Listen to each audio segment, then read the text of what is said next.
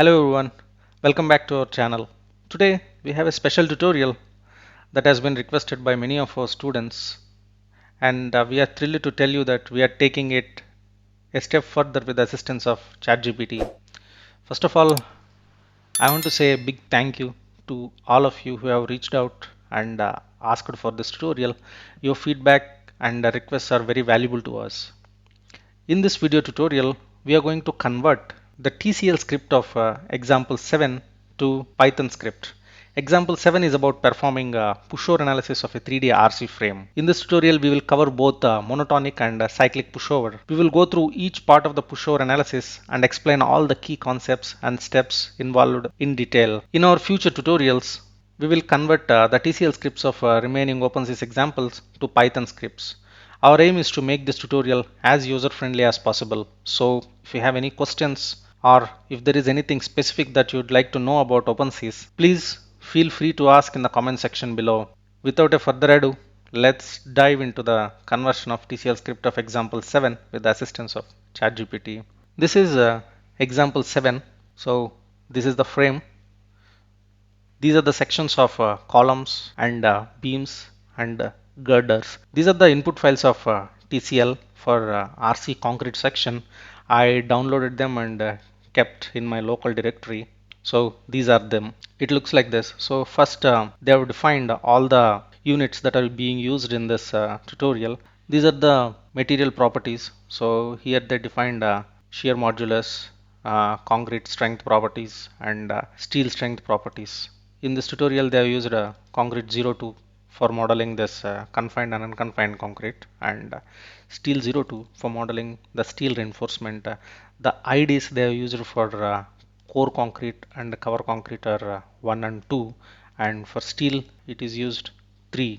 And in this subroutine, we're going to build the required RC fiber section. So this is a generic procedure where it takes the inputs such as section tag, height, width, cover, etc. Takes several input arguments and formulate this section. This is the main analysis file. So in this file, we will do up to the gravity analysis, and then once this gravity analysis is performed, we will apply the load constant time 00, and then we will define the pushover parameters. In this libgenerate_peaks.tcl, we will generate the displacement profile for the given peak, and this is our pushover analysis load. Here we define the load patterns, and this is our algorithm. Generally, this algorithm will become active only when there are convergence issues. Else, if there are no convergence issues, then this will work, and this OK not is equals to 0 section will not be activated. So this is the pushover analysis.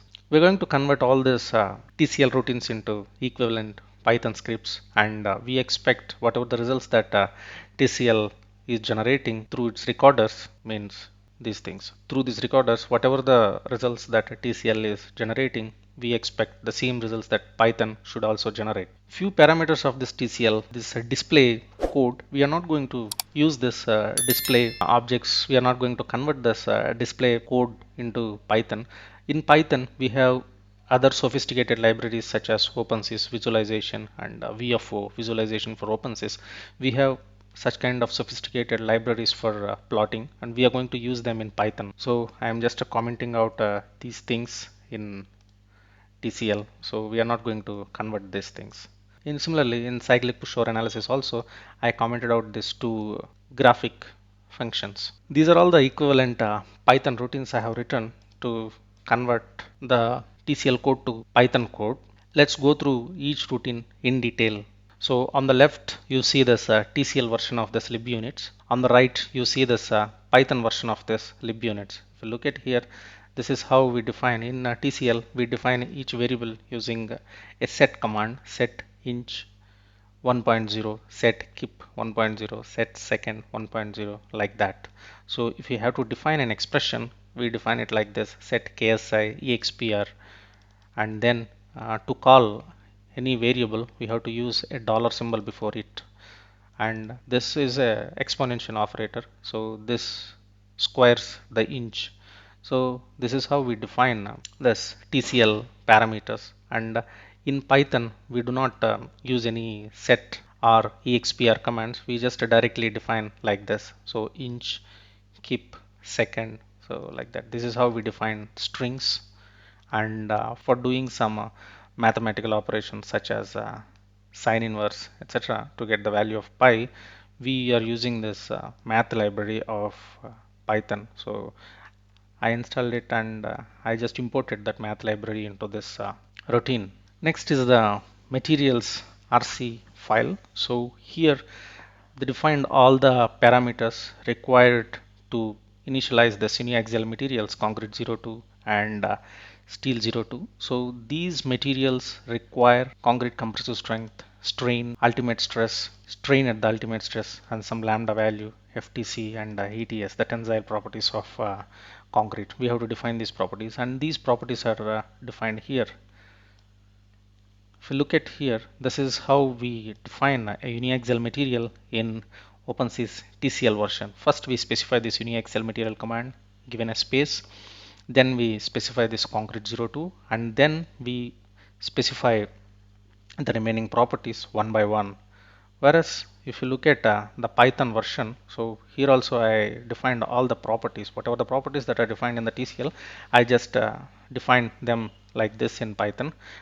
In Python, we define the same uniaxial material like this. So here OS refers to OpenSees library, OpenSees Pi library. Here I imported OpenSees Pi.OpenSees as OS. I am using this OS to call a specific function such as uniaxial material here. Here os.uniaxial material and then concrete 02. See, we specify this concrete 02 in this single quotes, and then we specify the cover IDs and then the remaining material properties.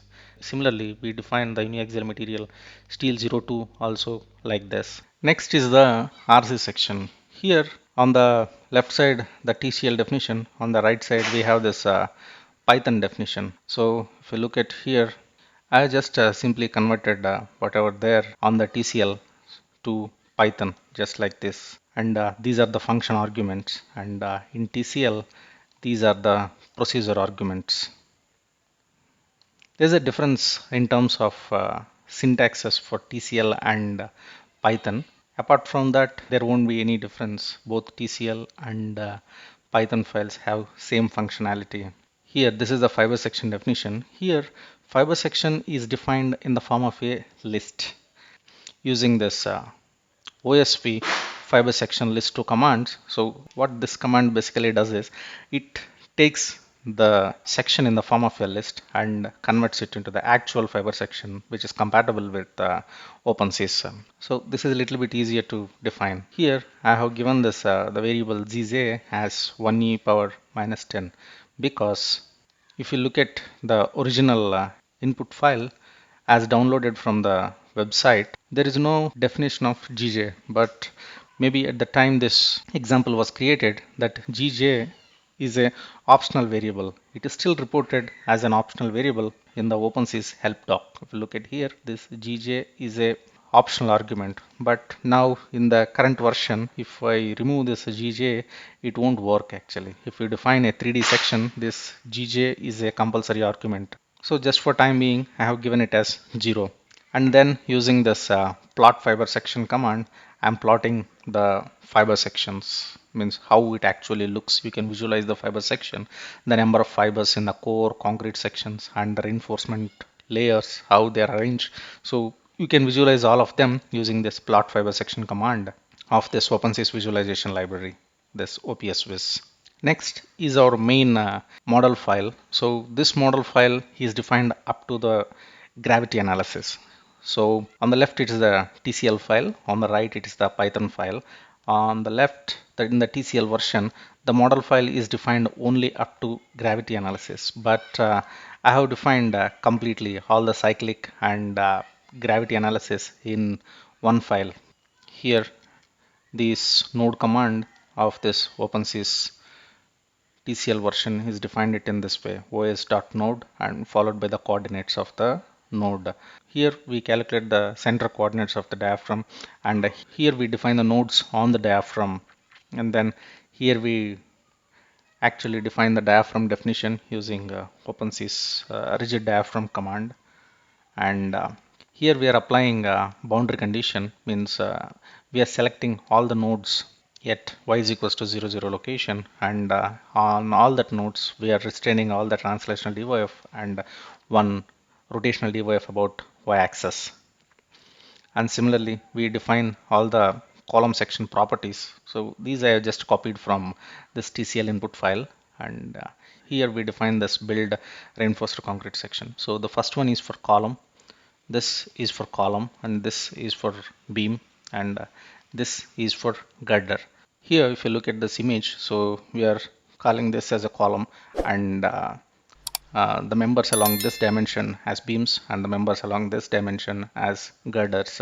So in this frame we don't make any differentiation between beams and girders because section wise they are same, and also if you look at the frame wise we are taking length of the beam and the length of the girder are same. So here both beam and girder functionally they are same. As notation wise, just to differentiate between the members along one axis and the other axis, we are defining it as beams and girders. After defining this concrete section, we are adding an additional torsional force component to the section via this section aggregator. This is how we define this section aggregator. If you look at the section aggregator command definition in the OpenSees help doc, it has one keyword aggregator followed by the section tag. It is a unique section tag for this section aggregator, followed by the materials, followed by the section keyword, and then the section tag. If you look at here, what are these? What are these mats and what are this section tag? So here mats refers to the column section, beam section, and girder section. These are unique tags defined for column, beam, and girder. And this one, the column section tag fiber, and this one is the tag that we have assigned for the actual fiber section.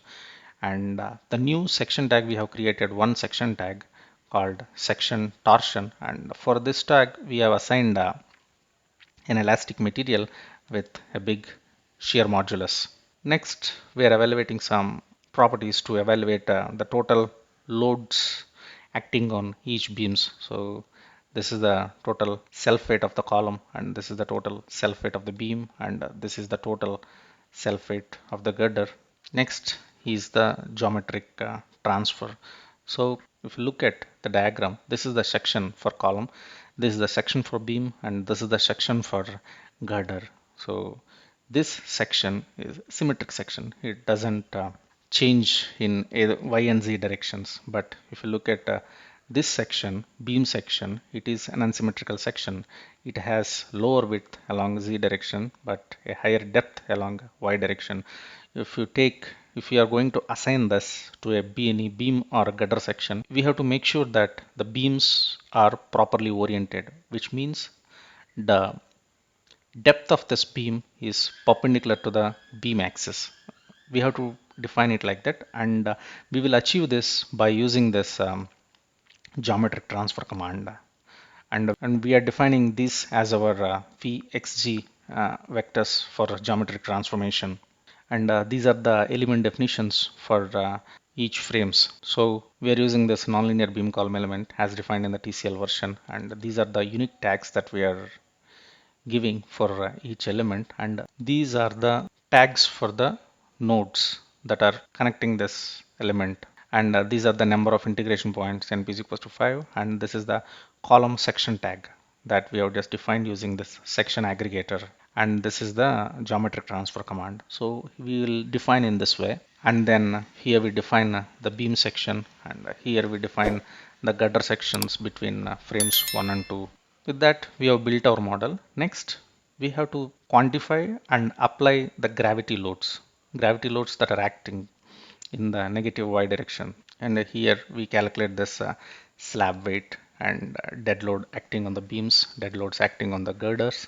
And here we are calculating the mass. Here we are applying the mass. This mass does not have any influence in this pushover analysis, but this mass is important in the earthquake analysis. So when we are doing earthquake analysis in our next tutorial, we will see how it is affecting the results.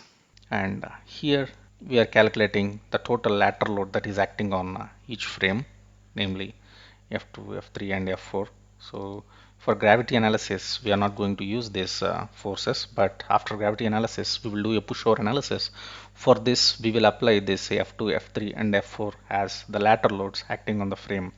Here we are specifying some recorders. So if you look at the available recorders in TCL and the available recorders in OpenSees Pi, if you look at here, node recorders are available. We don't have any issue, but this drift recorder is currently not available with OpenSees Pi in the latest version, and all the element recorders are available. So currently the drift recorder is not available. And after that, we define the gravity loads. And the gravity load definition in OpenSees Tcl version and the OpenSees Pi version. Not only gravity load, any load definition is a little bit tricky. If you look at here in Tcl, we first define the pattern followed by plane followed by pattern tag and then linear time series.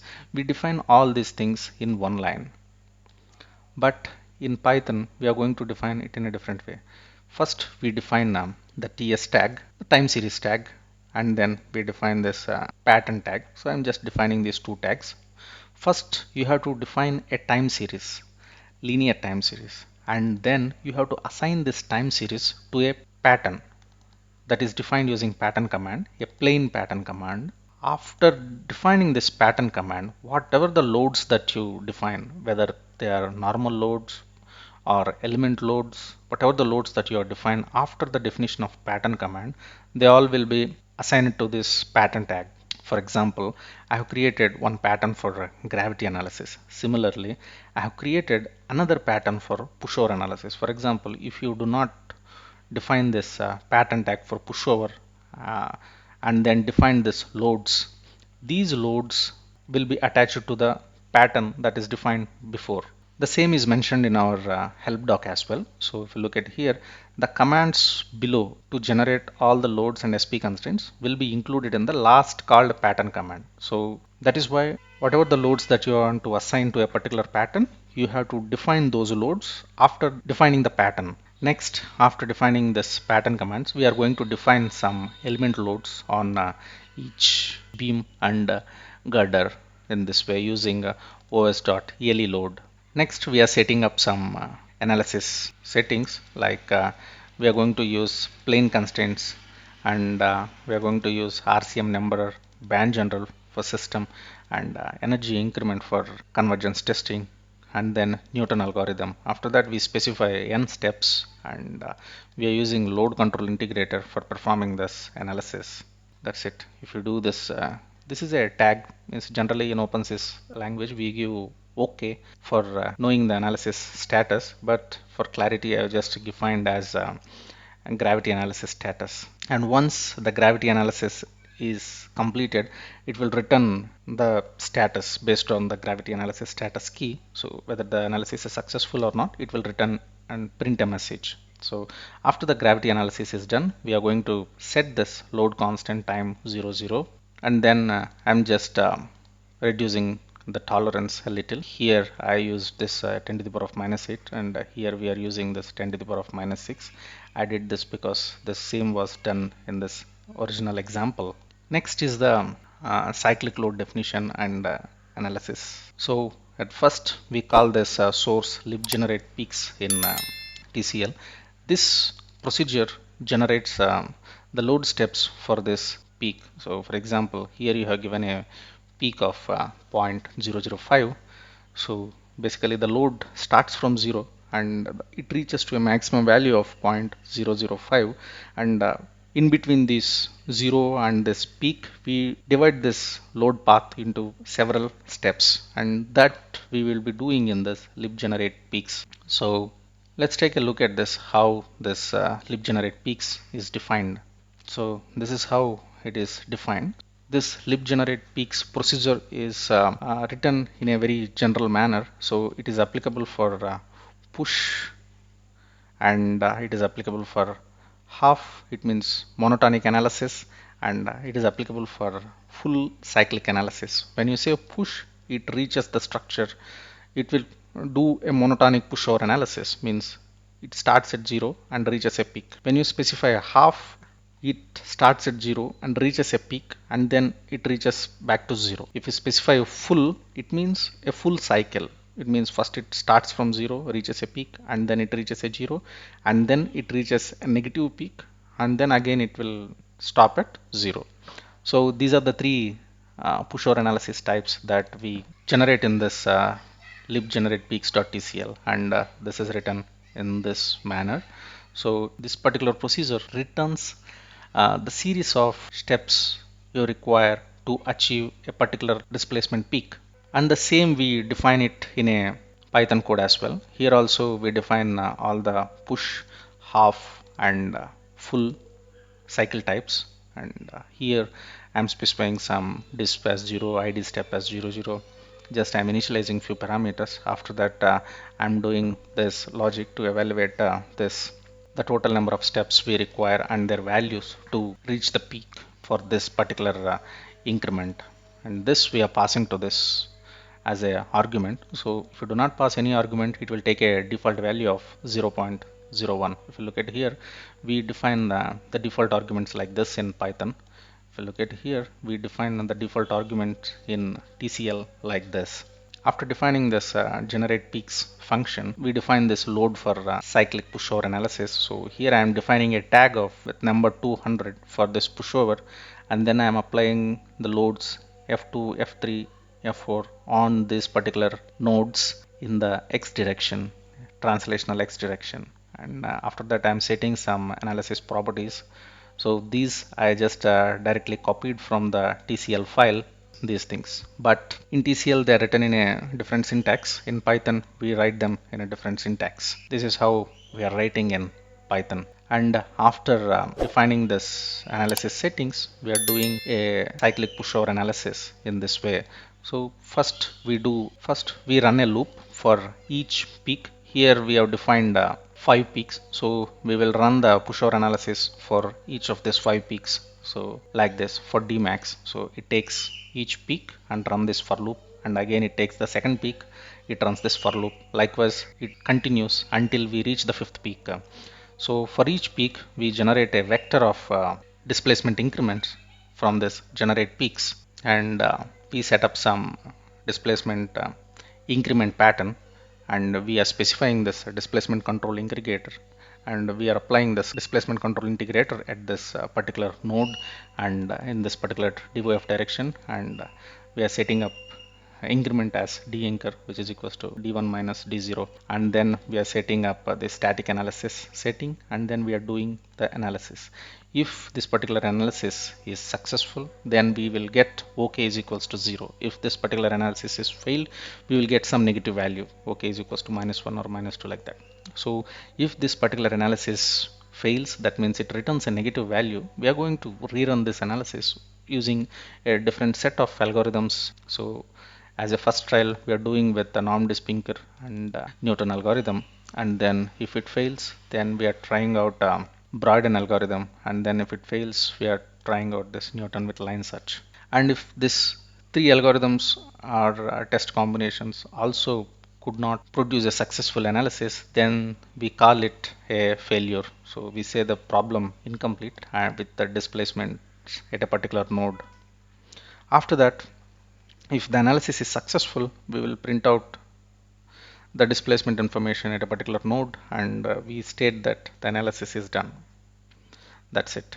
This is how we perform the cyclic pushover analysis of an RC reinforced concrete frame, and this is how we convert the TCL input files to Python input files. Let's run this code in Python. So whatever the functions that you see in this Notepad++, I just call them in Spider IDE. So this is easy for debugging and running Python files. This is our model main RC section, and this is our concrete section definition. This is our generate peaks procedure, and this is where I define this material properties. here I have one suggestion for you, which IDE to choose. Many people in the OpenSees discussion forum, I have seen they're using this Jupyter notebooks, and some people are working on this Python files directly. So here, if you are new to OpenSees Py, or if you are developing your model from scratch, I recommend you to use this Python version in any IDE like Spider or PyCharm. If you are comfortable with OpenSees and if you are sure you can confidently resolve any errors that you get, then you can go for Jupyter notebooks. Jupyter notebooks are great for visual presentations, but coming to debugging, they are very difficult. For example, if you take this Python notebook, you can put a breakpoint at any location and do a run line by line, and you can see the value in each variable up to that point. This is not that easy in Jupyter notebook. So when everything is fine, that's okay. If anything goes wrong, then debugging is difficult in Jupyter notebooks. So that's why I always prefer working with Python files rather than Jupyter notebooks. Once we are done, our analysis is perfect and we got the results we need. Then for presentation, you can rewrite the code in a Jupyter notebook by adding more images, mathematical equations, etc.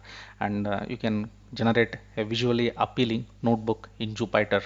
But at the starting stage, try to use this Python files because they're easy for debugging. Likewise, I have just gathered all these things here and just I'm running the analysis. So here it is stating I have three stories and one bay along x direction and one bay along z direction, and it is giving me some output messages like model built successfully, gravity analysis successful, and cyclic analysis complete.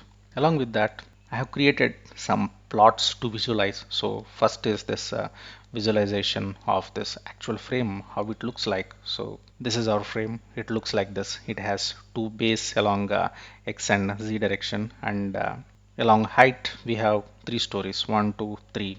And these are our concrete sections. This is our column section, and this is our beam section, and this is our girder section.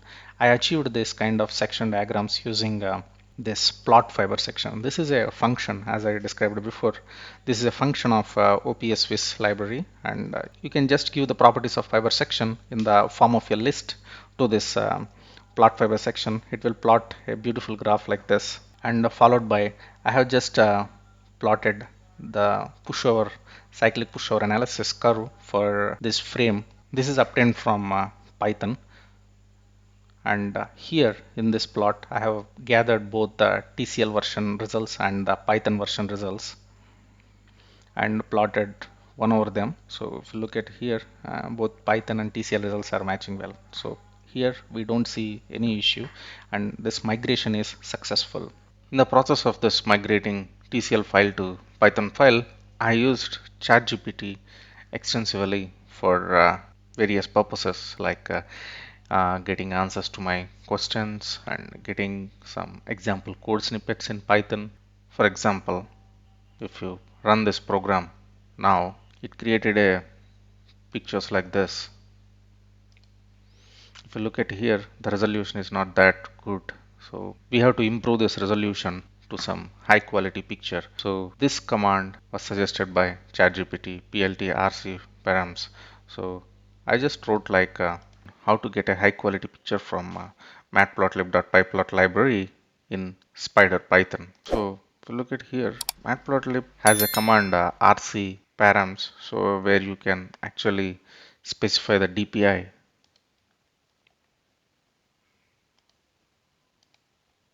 This is what I used. So if I uncomment this and rerun this program, I use a 900 DPI. See the quality of picture that we have got. Also, this is the libgenerate_pics TCL file. So I asked ChatGPT to give me a Python prototype for this code. So I copied this entire code and pasted the above code. And I am asking I asked a question like, above procedure is written in TCL. I want to rewrite this in Python. So it gave me a detailed process. Many a times the answers that you get from ChatGPT is may not be directly right, but overall you will get a good idea how to convert a TCL code to Python code. Here it is doing the same thing and it is understanding the existing TCL code, and then it is giving the Python code like this. It gave me a different code now. So when I tried while creating the tutorial, it gave me function like this. Here, this one, for example, for instead of any iterator variable, it kept an underscore. So it is the first time I'm seeing an underscore as an iterator variable in the for loop. So I came to learn that this underscore is generally used for doing any looping where the value of this iterator variable is not important. For example, if you do not want to use that iterator variable inside that for loop, then you can use this underscore. It just repeats the loop for a specified number of times. Here, this was also suggested by ChatGPT because in the original TCL file, it was written like file makedir data.dir. What it does is it will create a new directory and it will just put your files in that directory. The new directory name will be the one that we have specified, that is data. But when it comes to Python, when we are rewriting files, sometimes it won't rewrite the existing files. It won't overwrite the existing files. It will just throw some error. So you have to delete the existing files and then write the new files. So I just copied this path and asked ChatGPT like this. Above is a TCL code. Can you convert this to Python? At first, ChatGPT gave me this logic, but I'm not satisfied with this logic because os.mkdir in Python will not work if there is an existing directory with the same name. So I'm asking like, can you delete the directory if it already exists before creating the new directory using mkdir? Now it is giving me this rmdir command. I tried this in my Python, but what I understood is it just deletes the rmdir directory, but if it has some nested files inside, it won't delete that. It will throw an error. It gave me a suggestion like if you want to remove a directory and its content, you can use a shuttle rmd directory instead of this rmdir. This suggestion was interesting. I used that here. But after this os1 path.exist, these things I added just to see if the directory exists or not. If the directory exists, then only we have to delete it. If the directory do not exist, there is no need for deleting, right? Likewise, and here in fiber section, we have this code. Let's see what ChatGPT will give. So here I just copied this particular section and pasted here in triple quotes just to differentiate between normal test and program. I just used this triple quote, so I just pasted here. Above is a code written in TCL. I want above definition in the form of a Python list as shown below. Here, I am expecting this TCL definition into a Python definition list form like this. So this particular example piece I have copied from this OPS example docs. So I just copied this particular part and then used it here. So let's see what ChatGPT will give us. It gave us the list correctly, but it used double quotes everywhere. It does not differentiate between a variable and a layer. So sometimes it gives us some garbage like this. So we have to be a little cautious as well. We cannot straight away take whatever ChatGPT is giving. So we have to be a little careful, and getting this correct result from ChatGPT is a little tricky. Means for this particular piece of code, so it's little complex, right? So it will give you a basic understanding for sure. Just you have to delete this word wherever. For example, this section is a keyword, so you have to put in single quotes. Fiber is a keyword, you have to put in single quotes. And id is a variable, so this no need to be in single quote, and dollar symbol is not necessary. So just I'll just like write dollar symbol is not necessary in Python, so you can delete it. I'm just saying like this. Yes, now we deleted the dollar symbol and kept everything. So I'll just tell it like if you see variable with dollar symbol TCL, it is a variable, it is a number variable. You no need to put in single quotes. Yes, now it gave me the correct code. So what I did is I just gave it the TCL code and then some example fiber definitions. So I thought like it understands the difference between a TCL variable and a Python variable, but it didn't. It just convert whatever the list we have. It just converted whatever the TCL definition we have into the Python list, but it didn't converted the TCL variables to Python variables. So maybe uh, ChatGPT didn't understand it that way. So I'm telling it like a dollar symbol is not necessary in Python. You can delete it. So it deleted everything, all dollar symbols. And then again, I told like if you see a variable with a dollar symbol in TCL, it is a number variable. You don't need to put single quotes. So it gave me the definition like this. And moreover, this seems to be correct actually. You can use it. Here, if you look at this code and our code, if I take a coordinate nf core z and nf core y, if you look at the actual definition of patch command accepts these things: quad, material tag, number of subdivisions along ij direction, and the number of subdivisions along jk directions, and coordinates it accepts as a float list. So you have two options. You can define coordinates like this with commas, nf core z and nf core y. So you can define it like this, or since you know that those are the coordinates of nf core at one particular location, that is coordinates I point, you can also define like this using a star symbol. So just in the same format what is expected in the OpenSees Spy help doc. So I feel like this is better way to define this because it's more easy and readable. I didn't define this fiber section list using ChatGPT, but I defined it manually because I already know it. But you can also use ChatGPT for this conversion. But one thing is, you cannot always trust this ChatGPT. Sometimes it gives erroneous code. You have to use it with caution. So you have to learn how to debug it. I suggest you to use the code that ChatGPT provides after knowing what it is giving actually. You cannot just pull everything from ChatGPT and put in your code. Once it becomes a big code, it's very difficult for you to debug. And furthermore, if you put everything in the Jupyter notebooks, it's very difficult to debug. So I suggest you to use Spider if you are using large contents from ChatGPT, or if you are developing things from scratch. I suggest you to use Spider because it's easy to debug in Spider. Yeah, that's all. This is how we use ChatGPT in migrating example 7 code from TCL to Python. In our next tutorial, we will see how to migrate the earthquake logic written in TCL file to Python. If you have any questions or suggestions, we recommend you to please write them in the comment section below the video. If you like our content, please hit the like button and subscribe to our channel. Happy learning. Thank you.